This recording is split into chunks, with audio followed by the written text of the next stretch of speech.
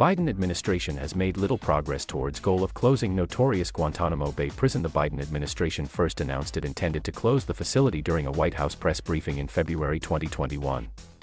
When asked by a reporter if the prison would be closed by the time Biden leaves office, White House Press Secretary Jen Psaki said, "That's certainly our goal and our intention." But months into Biden's term, 39 detainees remain housed at the prison in Cuba. 10 detainees have been cleared by the Guantanamo Periodic Review Board system and are eligible for release, but they have not been transferred to a different country and out of the prison yet. The Periodic Review Board system was set up during the Obama administration to determine whether detainees being held there were guilty or not. One detainee who was already cleared for release during the Obama administration was released to his home country of Morocco in July. This was the first transfer of a detainee under Biden. Aside from the 10 already eligible for release, 17 detainees are eligible for Periodic Review Board hearings, 2 detainees have been convicted and 10 are in the Office of Military Commission process, meaning they are still in the pretrial process in the military court system created for law of war offenses, and they have yet to be proven guilty or innocent. I think it's extraordinarily disappointing that it has not suspended these military commissions, scrapped them frankly, and taken further steps to close Guantanamo. Al-Qampradan, a defense attorney for detainee Ali Abdulaziz Ali, said last week. The fact that they haven't even made progress on cleared men aside from one individual case doesn't give me a whole lot of hope. Pre-trial hearings in the Office of Military Commission's most high-profile case against 5 detainees alleged to have been involved in the plotting and execution of the September 11 terrorist attacks resumed last week. The case itself has already been through 9 years of pre-trial litigation, and a start date for the trial still appears far off, according to lawyers involved in the case.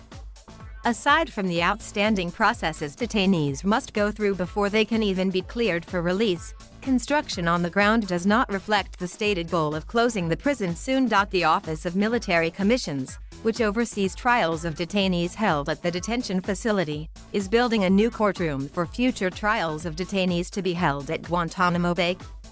The new courtroom will allow 3 detainees to be tried at once and will allow the Office of Military Commissions to hold more than one hearing at a time. The current courtroom can try 6 people at the same time.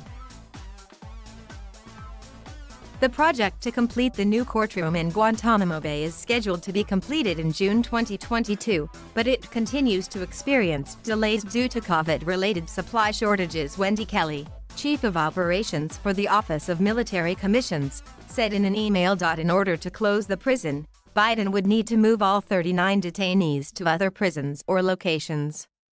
When former President Barack Obama wanted to try the 5 accused of plotting 9/11 in New York City, he faced swift public and political backlash. Obama also promised to shut Guantanamo when he campaigned for office, setting up the Office of Military Commissions and the Periodic Review Board system during his tenure, but failed to close the prison during his 8 years in office. The Biden administration says it is conducting an interagency review to assess the state of play that the Biden administration has, that we've inherited from the previous administration. When Psaki made the comments about intending to close the prison back in February, Pentagon Press Secretary John Kirby signaled the Secretary of Defense supported the president's goal. The secretary believes Guantanamo Bay should be closed.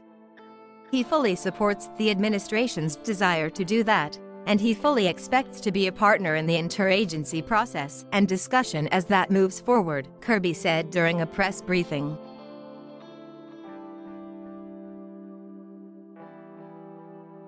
Thank you for watching. Please subscribe.